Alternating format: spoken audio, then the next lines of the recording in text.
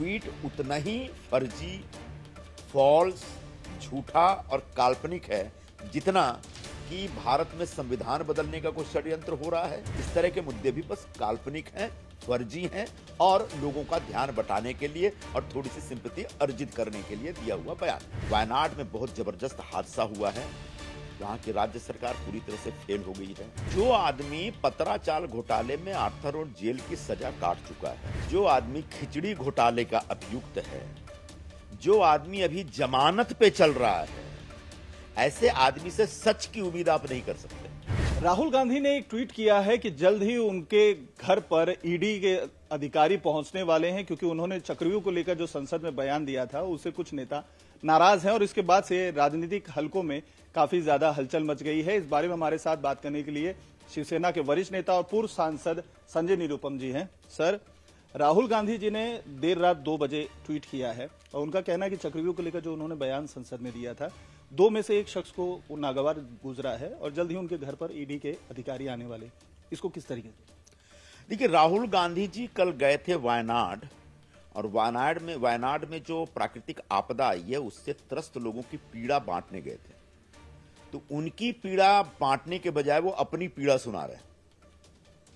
अगर ईडी में उनके इतने अच्छे सोर्सेज हैं तो निश्चित तौर पर ईडी वालों को बोल करके वो अपना रेड टलवा भी सकते हैं।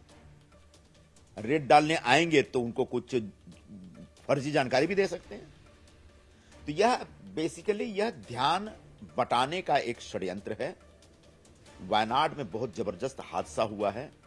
वहां की राज्य सरकार पूरी तरह से फेल हो गई है।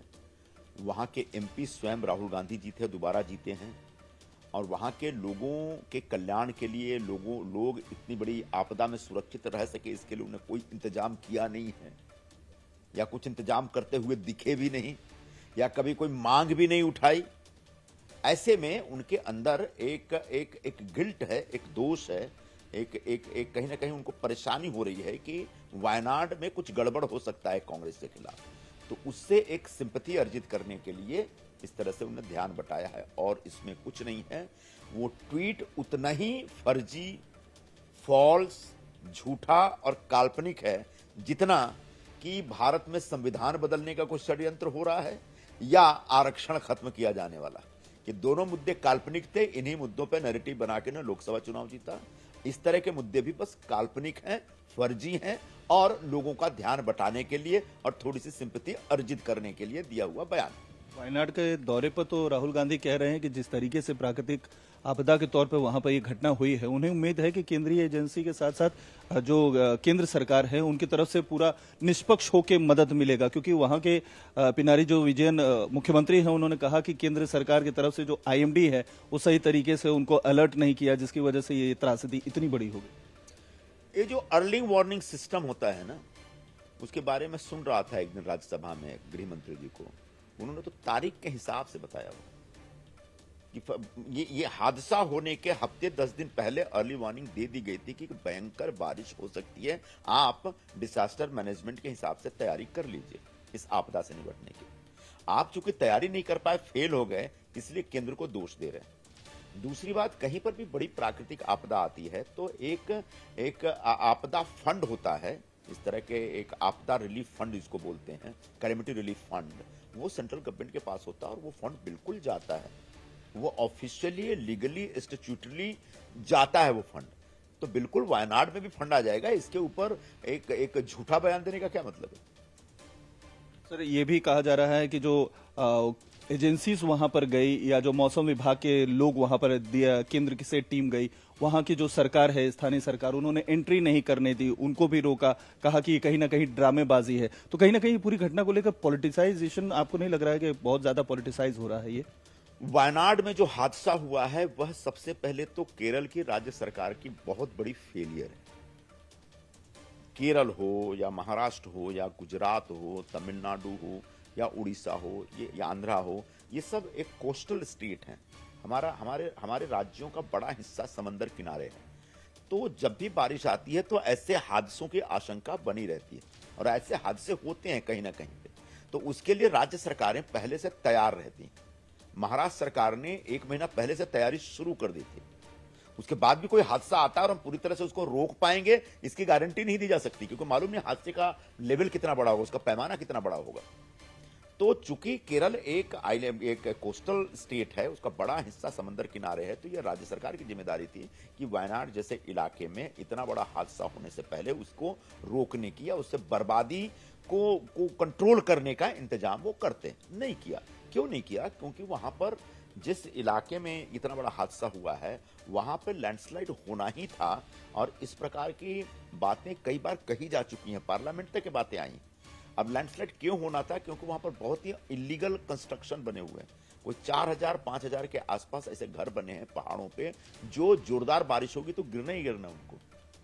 चूंकि राज्य सरकार एक खास समाज के समर्थन में चलती है और कांग्रेस पार्टी भी उस खास समाज के समर्थन के लिए लालायत रहती है, इसलिए उन लोगों को जिनका वो घर था, जिनने अनऑथराइज बना रखा था, उनके खिलाफ कोई एक्शन नहीं लिया, जिसके बाद प्रकृति ने आखिरकार एक्शन लिया।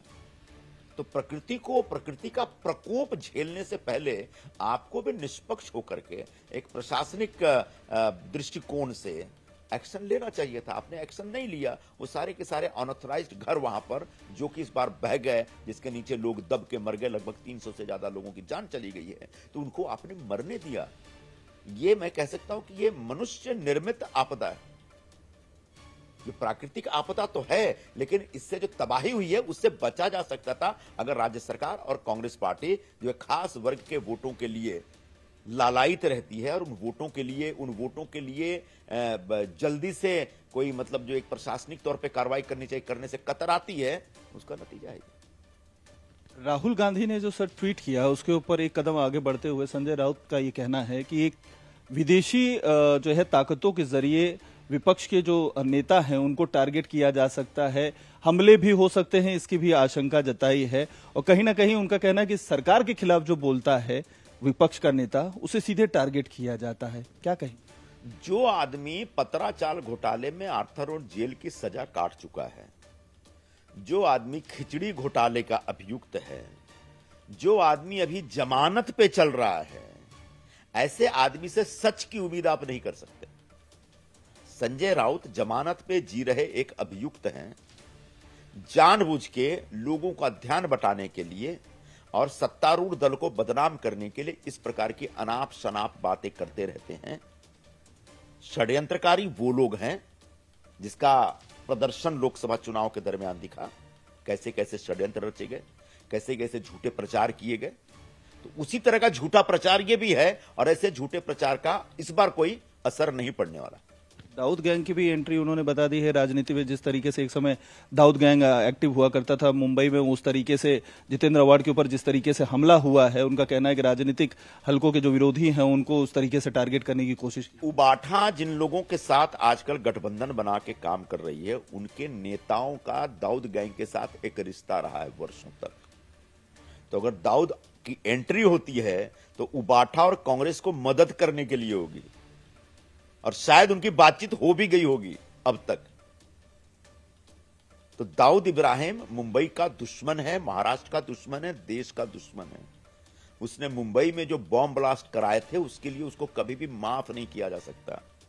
लेकिन ये कांग्रेस वाले, उबाठा वाले मुस्लिम वोटों को अपनी तरफ खींचने के लिए कब दाऊद इब्राहिम से हाथ मिला लेंगे, इसकी गारंटी नहीं है। आखिरी सवाल सर, जात को लेकर इस बार का जो सेशन चल रहा है पार्लियामेंट का, काफी ज्यादा शोर हो रहे हैं सर, हंगामा लगातार हो रहा है। अखिलेश यादव इस बात को लेकर नाराज हो गए, राहुल गांधी से किस तरीके से जात पूछा है। गिरिराज सिंह ने आज वापस से जो ईडी को लेकर राहुल गांधी ने ट्वीट किया है, उनका कहना है कि वो उसी तरीके से भ्रम फैला रहे हैं जिस तरीके से वो जात को लेकर बंटवारा करने की समाज में कोशिश कर रहे हैं। उन्होंने वापस से राहुल गांधी की जात को पूछा है, तो आप इसको किस तरीके से देखते हैं? क्योंकि राहुल गांधी ने कह दिया है कि अनुराग ठाकुर की माफी की हमें जरूरत नहीं है, लेकिन हंगामा अभी भी जारी है। नहीं, अनुराग ठाकुर ने कहीं से गलत बात नहीं कही है।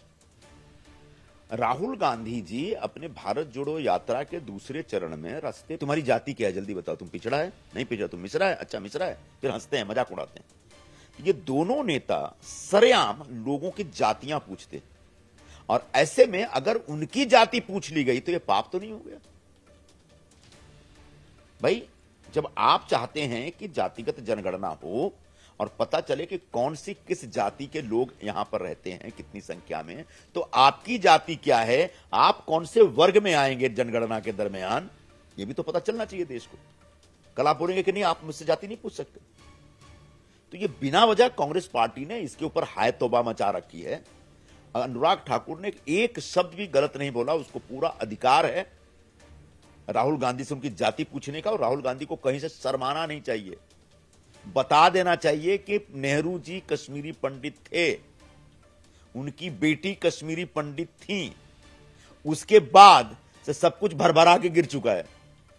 अब वो उसको ट्रेस करना इनके लिए मुश्किल होगा कि इनकी जाति क्या है। दो सच है, उसके बाद तो सब कुछ बिखरा हुआ है। तो इसको छुपाने की क्या जरूरत है? आप बता सकते हैं ना, फिरोज गांधी जी पारसी थे, ये तो छुपी हुई बात नहीं है। आप बता सकते हैं कि आपकी माताजी क्रिश्चियन हैं, रोमन कैथोलिक हैं, इटली की, इसको छुपाने की क्या जरूरत है? अब उस सबके मिश्रण के बाद आप क्या बने, आप तय कर लीजिए, आप बता दीजिए। लेकिन यह कहना कि आप मेरी जाति ही नहीं पूछ सकते, मेरा अपमान है, इंसल्ट है, यह सरासर बकवास है। कहीं से इंसल्ट नहीं है। हिंदुस्तान में एक जाति व्यवस्था है, मेरी भी जाति है, आपकी भी जाति है, सबकी जाति है। तो राहुल गांधी को भी स्वीकार करना पड़ेगा कि मेरी ये जाति, इसमें गलत क्या है? कहीं से किसी का अपमान नहीं है। हां, आज के आधुनिक युग में हमको इस तरह से किसी की जाति नहीं पूछनी चाहिए, लेकिन इसको खंडित किसने किया? आपने किया। आपने लोगों से सरेआम रास्ते पे उतर के जाति पूछने की परंपरा शुरू की, जो गलत था। हम लोगों ने तब भी विरोध किया था, मैं कह चुका हूं कि गलत था। और आपसे पूछा जा रहा है तो आप बोल रहे हैं कि आप गलत हैं, ऐसा नहीं हो सकता। बात करने का बहुत बहुत शुक्रिया।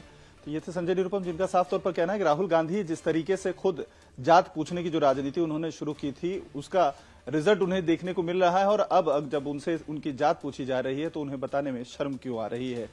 कैमरामैन देवेंद्र दयालकर के साथ अतुल सिंह, इंडिया टीवी, मुंबई।